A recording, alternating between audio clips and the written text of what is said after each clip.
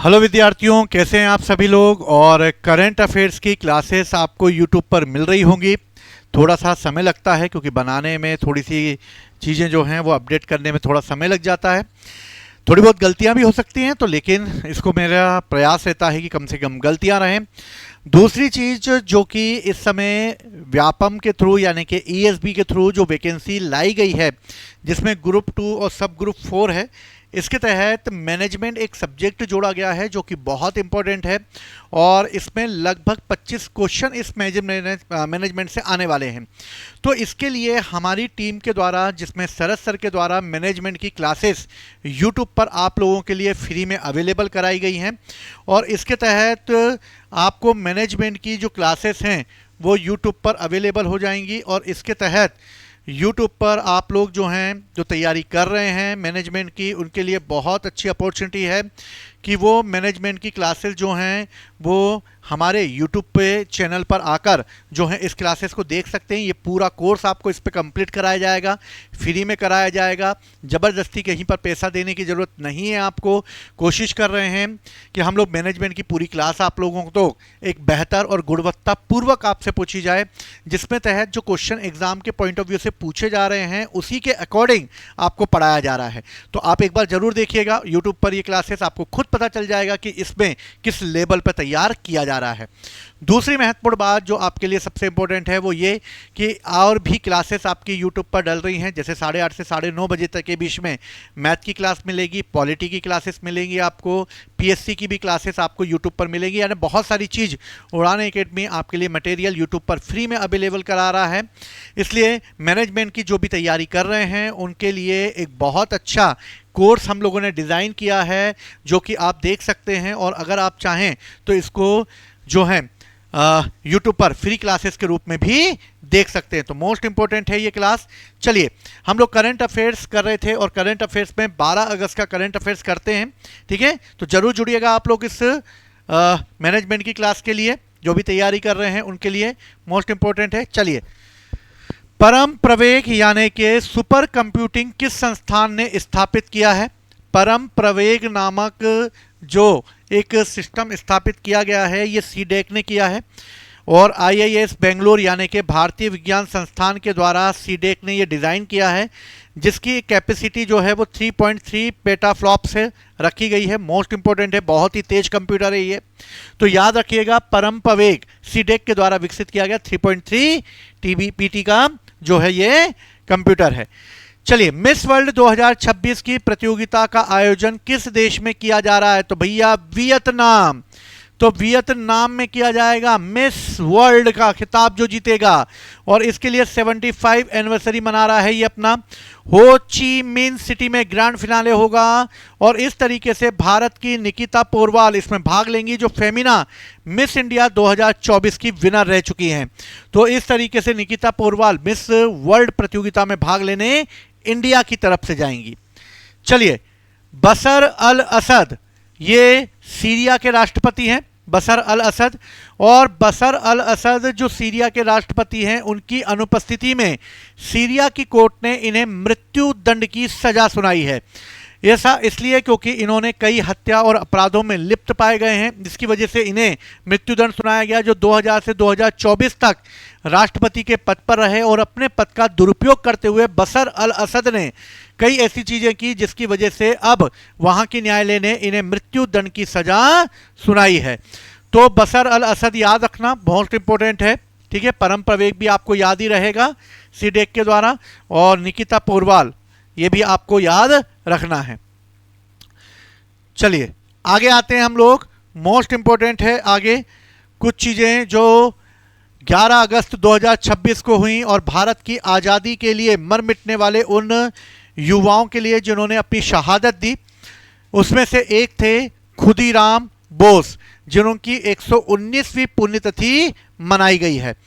इनकी जो मृत्यु हुई वो मुजफ्फरपुर बम कांड जो 1908 में पटना बिहार के आसपास मुजफ्फरपुर में हुआ था, बिहार में। और इस समय एक ब्रिटिश मजिस्ट्रेट थे जिनका नाम था डगलस किंग्सफोर्ड।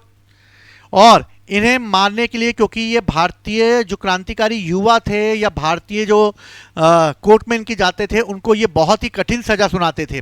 इसलिए इन्होंने तय किया कि ये किंग्सफोर्ड को किसी भी कीमत पर मारना होगा, और इसके लिए उन्होंने अपने मित्र प्रफुल्ल चाकी के साथ मिलकर किंग्सफोर्ड की गाड़ी पर बम फेंक दिया। जब 1908 में मुजफ्फरपुर में ये बम फेंका गया तब ये किंग्सफोर्ड तो मरा नहीं, लेकिन इसकी जांच करवाई गई, और जांच करने के डर से लोगों ने धरपकड़ चालू की।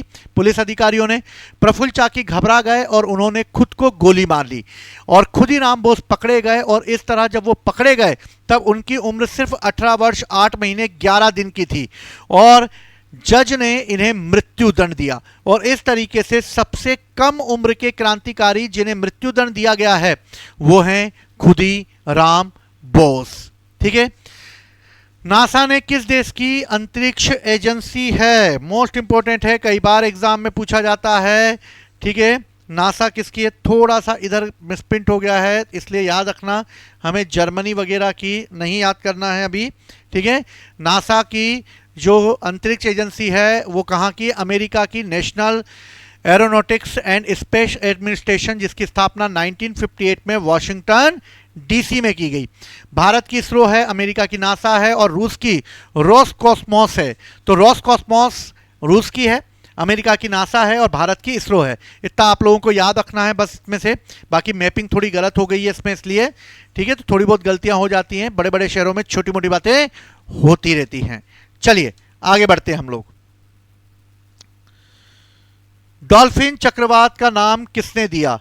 तो डॉल्फिन चक्रवात का जो नाम दिया गया है वो दिया है हांगकांग ने। तो हांगकांग ने डॉल्फिन चक्रवात का नाम दिया है।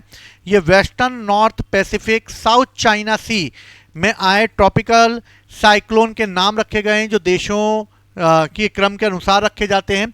तो अभी डॉल्फिन नाम जो है वो हांगकांग ने रखा है, तो याद रखना। अमेरिका में वर्ल्ड एथलीट अंडर 20 चैंपियनशिप आयोजित की गई, और अमेरिका में आयोजित वर्ल्ड एथलीट अंडर 20 चैंपियनशिप जो आयोजित की गई उसमें भारत ने 3 पदक जीते हैं, जिसमें 2 रजत और 1 कांस्य हैं।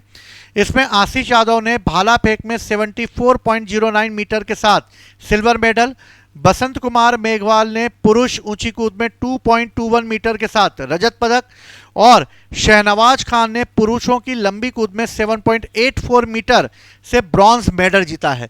तो ये आशीष यादव, बसंत कुमार मेघवाल और शहनवाज खान, चौथा नाम दे देगा, आपका नाम रख लेना कि इनमें से किसने नहीं जीता है, तो उसने नहीं जीता है। तो आशीष, बसंत, शहनवाज, इन तीनों ने जीता है। 16वीं hockey India junior men national championship 2026 division A का आयोजन किया गया था। ए, बी, सी 3 डिवीजन होती हैं, जिसमें विजेता रही हॉकी एसोसिएशन ऑफ उड़ीसा, जिसे मध्य प्रदेश को 2-1 से हराकर ये जीत लिया। तो याद रखना, hockey India junior men national championship Coimbatore Tamil Nadu में आयोजित की गई थी, और इसे उड़ीसा ने जीता है। किसको हराकर? मध्य प्रदेश को हराकर। तो मोस्ट इंपॉर्टेंट है, मध्य प्रदेश जो है वो 2nd नंबर पे रहा। ठीक है, याद रखिएगा इस बात को, हॉकी चैंपियनशिप में मोस्ट इंपॉर्टेंट है। भारतीय मूल की बोधना शिवानंदन किस देश की सबसे युवा महिला हैं जो चेस चैंपियनशिप जीती है उन्होंने? तो सबसे कम उम्र की शिवानंदन जो है वो ब्रिटेन की 11 वर्ष की लड़की है, जिसने कि ब्रिटेन की नंबर 1 फीमेल प्लेयर के रूप में अपना नाम दर्ज करा दिया है। सबसे युवा महिला चेस चैंपियनशिप का खिताब इन्हें मिला। साउथ ग्लोबल फिल्म फेस्टिवल का संस्करण भारत में आयोजित होगा। ग्लोबल संस्करण का मतलब है एशिया, अफ्रीका, लैटिन अमेरिका जैसे अन्य विकासशील देशों से मिलकर बनने वाला ये ग्लोबल साउथ फिल्म फेस्टिवल है। तो साउथ है यानी साउथ की जो कंट्रीज हैं, यानी कि जो टॉपिक ऑफ कैंसर गुजरती है उसके नीचे के साउथ के जो हैं उनमें होगा, यानी कि एशिया में, अफ्रीका में और लैटिन अमेरिका में। ऐसा याद कर लेना, ठीक है ना। चलिए, लैटिन अमेरिका यानी कि नीचे वाले, है ना, नॉर्थ वाले नहीं हैं, याद रखिएगा इसमें। मोस्ट इंपॉर्टेंट फैक्ट है, जाम्बिया की सुप्रीम कोर्ट में नियुक्त होने वाली भारत की मूल की महिला जो कि न्यायाधीश बनी है, आभा नायर पटेल। तो आभा नायर पटेल अपने परिवार के साथ जाम्बिया में चली गई थी और वहीं पर उन्होंने पढ़ाई करी और आगे चलकर आभा नायर पटेल, जिनका जन्म दिल्ली में हुआ है, वो जाम्बिया की भारत की पहली सुप्रीम कोर्ट न्यायाधीश बन गई हैं। भारत ने ई वीज़ा होल्डर के लिए कितने नए इमिग्रेशन पॉइंट खोले हैं? मोस्ट इंपॉर्टेंट है यूपीएससी के पॉइंट ऑफ व्यू से, कितने इमिग्रेशन पॉइंट खोले गए हैं? तो इसके लिए कुल 11 इमिग्रेशन पॉइंट खोले गए हैं, जिसमें हवाई अड्डे पर 2 और लैंड पोर्ट्स पर 9 हैं। याद रखिएगा, भोपाल और तिरुपति अब हवाई अड्डे पर खोले गए इमिग्रेशन पोर्ट्स माने जाएंगे। इसके अलावा 9 में अगरतला, डारंग, गेई, गोलडांगा, हरिदासपुर, जयगांव, डावकी, मोहरे, अटारी, ये सब हैं। ठीक है, ये याद ना भी रहें तो चलेगा। तो मोस्ट इंपॉर्टेंट है, भारत ने ई वीज़ा होल्डर के रूप में 11 ऐसे क्षेत्रों को चुना है, जिसमें भोपाल शामिल है। भारत में ई वीज़ा धारकों के लिए अब प्रवेश बिंदुओं की संख्या भी बढ़ जाएगी इससे, और इस तरीके से अब 11 मतलब मानकों के जुड़ जाने के कारण अब जो मानक हैं उनकी संख्या बढ़कर जो है वो 88 हो जाएगी प्रवेश बिंदुओं को लेकर। 37 हवाई अड्डों पर, 38 समुद्री बंदरगाहों पर और 13 भूमि बंदरगाहों के रूप में इसे रखा जाएगा। इंटरनेशनल यूथ डे कब मनाया जाता है? तो ये मनाया जाता है 12 अगस्त को। संयुक्त राष्ट्र महासभा ने 1999 में इसे आयोजित किया था और इस तरीके से राष्ट्रीय युवा दिवस भारत में स्वामी विवेकानंद की जयंती के उपलक्ष्य में मनाया जाता है। ये हमने पढ़ी चुके थे पहले, इनके उपलक्ष्य में बनाया जाता है, मोस्ट इंपोर्टेंट है। चलिए आते हैं हम लोग नेक्स्ट पर। चलिए आगे बढ़ते हैं और इस तरीके से हमें जो है फैक्ट के रूप में इसको आगे लेकर चलते हैं और एक क्विक रिवीजन में करने की कोशिश करते हैं। चलिए, परम प्रवेग सुपर कंप्यूटर किस संस्थान ने, सीडेक ने चालू किया है। मिस वर्ल्ड 2026 प्रतियोगिता वियतनाम में होगी और इसमें निकिता पोरवाल भाग लेंगी। बशर अल असद को सीरिया की अदालत ने मृत्यु दंड दे दिया है। 11 अगस्त 2026 को खुदीराम बोस की 119वीं पुण्यतिथि मनाई गई। प्रफुल्ल चाकी के साथ किंग्सफोर्ड पर बम फेंका था। नासा अंतरिक्ष एजेंसी अमेरिका की है और भारत की इसरो है। डॉल्फिन हांगकांग ने नाम दिया है, ये एक साइक्लोन है। अमेरिका में वर्ल्ड एथलेट चैंपियनशिप हुई थी जिसमें 3 मेडल भारत ने जीते।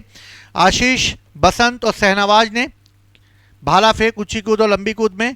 Hockey India junior men national हुआ था जिसमें कि विजेता रही उड़ीसा और मध्य प्रदेश को उसने पराजित किया है।